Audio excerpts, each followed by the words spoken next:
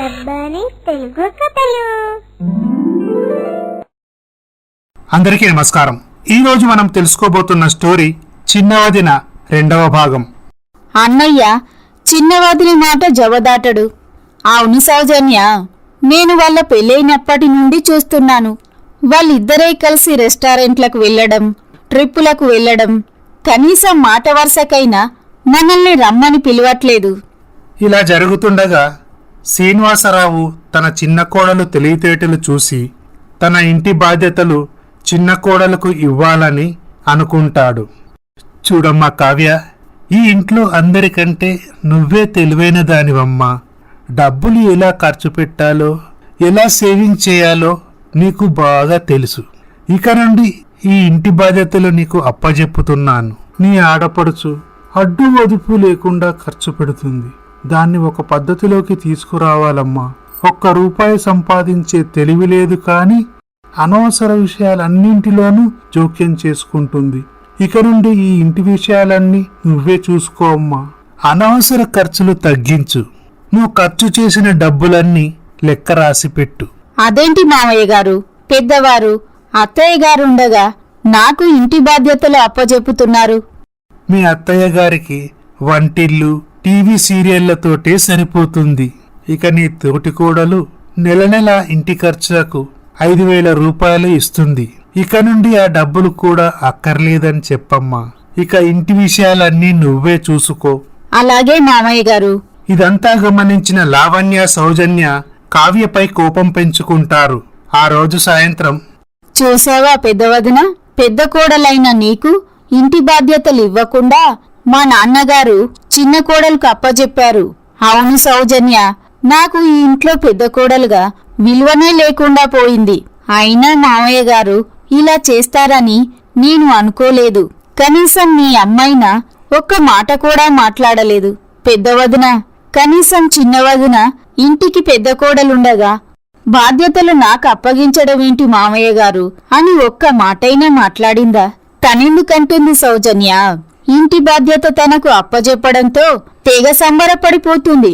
ఇక నుండి తను చెప్పినట్లే మనం నడుచుకోవాలి. చూద్దాం తను ఈ ఇంటి బాధ్యతలు తీసుకుని ఏం వెలగబెడుతుందో. ఇలా లావణ్య, సౌజన్య కావ్యపై ద్వేషం పెంచుకుంటారు. కావ్య ఇంటికి అవసరమైన సామాన్లన్నీ తీసుకువచ్చి వంటగదిలో పెట్టేది. అనవసర ఖర్చులన్నీ తగ్గించింది. ఇలా ఒకరోజు, అదేంటి వదినా, నా రూమ్లో నుంచి టీవీ తీసేశావు? నాకు టీవీ లేనిదే నిద్ర పట్టదు. చూడు సౌజన్య, హాల్లో టీవీ ఉన్నది కదా, అయినా ఇంట్లో ఒక టీవీ సరిపోతుంది.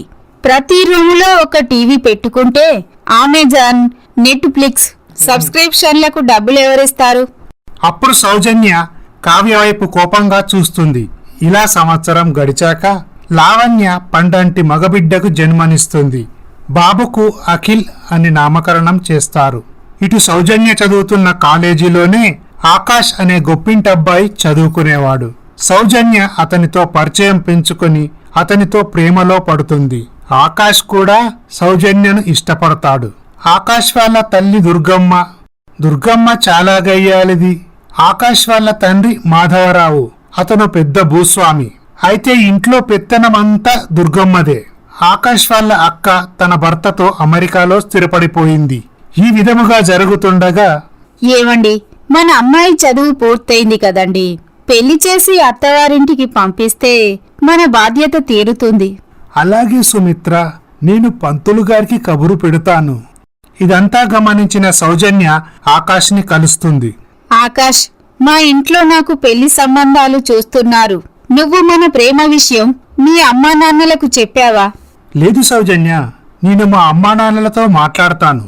ఇటు ఆకాష్ చదువు పూర్తవడంతో, అమ్మా, నేను సౌజన్య అనే అమ్మాయిని ప్రేమించాను. ఇద్దరం ఒకే కాలేజీలో చదువుకున్నాం. నేను ఆవిడనే పెళ్లి చేసుకుంటానమ్మా. అదేంట్రా, నీకు లక్షల కట్నం ఇస్తానని గొప్పింటి సంబంధాలు వస్తున్నాయి? లేదమ్మా, నేను ఆ అమ్మాయిని తప్ప వేరే ఎవరినీ పెళ్లి చేసుకోను. సరే, నువ్వు అంతలా అంటున్నావు కాబట్టి ఒకసారి వాళ్ళ ఇంటికి వెళ్దాం. ఇంతకీ వాళ్ళు మన స్థాయికి తూగుతారా? దుర్గా, మనవాడు అమ్మాయిని ప్రేమించాడట. ఆ అమ్మాయిని ఇచ్చి పెళ్లి చేద్దాం. కట్న కానుకలు మనకెందుకు? మనకున్న ఆస్తి చాలదా? నువ్వు నోరు మోస్తావా? ఏం చెయ్యాలో నాకు తెలుసు. నేను చెప్పినంత కట్న కానుకలు ఇస్తేనే ఈ పెళ్లి జరుగుతుంది. లేదంటే నాకు నచ్చిన అమ్మాయితోనే మన అబ్బాయి పెళ్లి జరిపిస్తాను. అది కాదమ్మా. ఇక నేను ఎవరి మాట వినను. ఇదే నా నిర్ణయం. ఇటు సౌజన్య తాను పెళ్లి చేసుకొని వెళ్లిపోయే లోపు ఎలాగైనా అమ్మకు చిన్నవదినకు గొడవ పెట్టి అన్నయ్య చిన్నవదినకు విడాకులిచ్చి ఇంట్లో నుంచి పంపేసేలా చేయాలి అని అనుకుంటుంది. ఇలా ఈ విషయమంతా సౌజన్య తన పెద్ద వదినకు చెబుతుంది. సౌజన్య, ఈ విషయంలో నేనేమీ చేయలేను. ఎందుకంటే మీ నాన్నగారే చిన్న కోడలికి ఇంటి పూర్తి బాధ్యతలు అప్పజెప్పారు. ఈ ఇంట్లో నేనేమి మాట్లాడినా కోడలిగా మాట్లాడినట్లు ఉంటుంది. నువ్వు ఈ ఇంటి కూతురివి కాబట్టి కావ్య మీద లేనిపోనివన్నీ కల్పించి చెప్పు. మీ అమ్మగారు నీ మాటలు నమ్ముతారు. సౌజన్య వంటగదిలో వంట చేస్తున్న తన తల్లి సుమిత్ర వద్దకు వెళ్తుంది. అమ్మా, మీ చిన్న కోడలు నీ కొడుకును నీ నుంచి దూరం చేయాలని చూస్తుంది. అయినా నాన్నగారు ఈ ఇంటి బాధ్యతలు చిన్న వదినకివ్వడమేంటి? నాన్న ఈ ఇంట్లో నీ విలువ తీసేశాడమ్మా. ఇక డబ్బులు అవసరం వస్తే మనం చిన్న వదిన దగ్గరికి వెళ్లి అడుక్కోవాల్సి వస్తుంది. చిన్న వదిన అన్నయ్య జీతాలు చెరో 1,00,000. ఇంటికి ముష్టి 30,000 రూపాయలు ఖర్చులకిచ్చి మిగతా డబ్బులన్నీ వాళ్ళు సేవింగ్ చేసుకుంటున్నారు. ఇది ఇలాగే కొనసాగితే చిన్నవదిన నిన్ను నాన్నగారిని ఇంట్లో నుంచి బయటికి పంపించి వేస్తుంది. అప్పుడు మీరు అడుక్కు తినాల్సి వస్తుంది. చిన్నవదినకు పెళ్ళై 2 సంవత్సరాలైనా ఇంతవరకు సంతానం లేదు. ఇలా సౌజన్య వాళ్ళ అమ్మకు కావ్యపై లేనిపోనివన్నీ కల్పించి చెబుతుంది. నెమ్మదిగా సుమిత్ర కావ్యపై ద్వేషం పెంచుకుంటుంది. ఇలా ఒకరోజు బాలు కావ్యకి ఒక నెక్లెస్ తీసుకొస్తాడు. ఆ నెక్లెస్ చూసిన కావ్య, నెక్లెస్ చాలా బాగుందండి. నీకోసమే కావ్య, మన యానివర్సరీ కోసమని తీసుకొచ్చాను. ఇదంతా పక్క నుండి సుమిత్ర సౌజన్య చూస్తారు. ఆ రోజు సుమిత్ర వంట చేస్తుండగా, చూసావా అమ్మా, అన్నయ్య చిన్నవదినకి నెక్లెస్ తీసుకొచ్చాడు. ఏనాడైనా అన్నయ్య నీకోసం ఒక చీరైనా తీసుకొచ్చాడా? నేను చెప్తే నువ్వు నమ్మలేదు. చిన్నన్నయ్య మారిపోయాడమ్మా, మునుపటిలా లేడు. నిజమేనమ్మా, నువ్వు చెబితే నమ్మలేదు. మీ నాన్నగారు ఇంటి పెత్తనమంతా దాని చేతిలో పెట్టాడు. అదేమో మొగుణ్ణి కొంగుకు మూడేసుకుంది. ఎలాగైనా దానిని ఇంట్లో నుంచి పంపించేయాలి. మరునాడు సాయంత్రం బాలు కావ్య ఆఫీసు నుండి ఇంటికి వస్తారు. ఏరా చిన్నోడా, పెళ్ళానికి పుట్టినరోజు పెళ్లి రోజు అంటూ నగల మీద నగలు చేయిస్తున్నావు.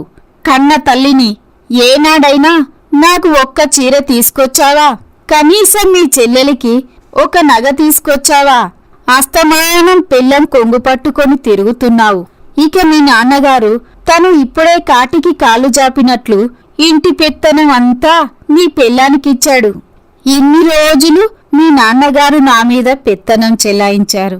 ఇప్పుడేమో నీ పెళ్ళాం నా మీద పెత్తనం చెలాయిస్తుంది. ఏంటే కావ్య, ఆ రోజు తెగరెచ్చిపోయావు కదా. కట్నాలు కానుకలని నా పెద్ద కోడలు తీసుకొచ్చిన దానితో పోలిస్తే నువ్వు తీసుకొచ్చింది వెంట్రుకతో సమానం. పెళ్ళై ఇన్ని రోజులవుతున్నా నీకు ఇంతవరకు సంతానమే కలగలేదు. నువ్వొక గొడ్రాలివి. ఈ మాటలు విన్న కావ్య కన్నీళ్లు పెట్టుకుంటుంది. ఇటు బాలుకి తన తల్లి మీద కోపం వచ్చినా, ఎందుకమ్మా ఈ గొడవంతా? చూడు కావ్య ఎంత బాధపడుతుందో. ఈ విషయం ఇంతటితో వదిలేయమ్మా. ఇటు శ్రీనివాసరావుకి సుమిత్రపై కోపం వస్తుంది. అప్పుడే దుర్గమ్మ మాధవరావు తమ కొడుకు ఆకాష్ను తీసుకొని శ్రీనివాసరావు ఇంటికి వస్తారు. ఇక తర్వాత ఏం జరుగుతుందో తర్వాయి భాగంలో చూద్దాం. ఈ స్టోరీ కనుక మీకు నచ్చినట్లయితే మా ఛానల్ని సబ్స్క్రైబ్ చేసుకోండి, లైక్ చేయండి, షేర్ చేయండి, కమెంట్ చేయండి. Thank you for watching.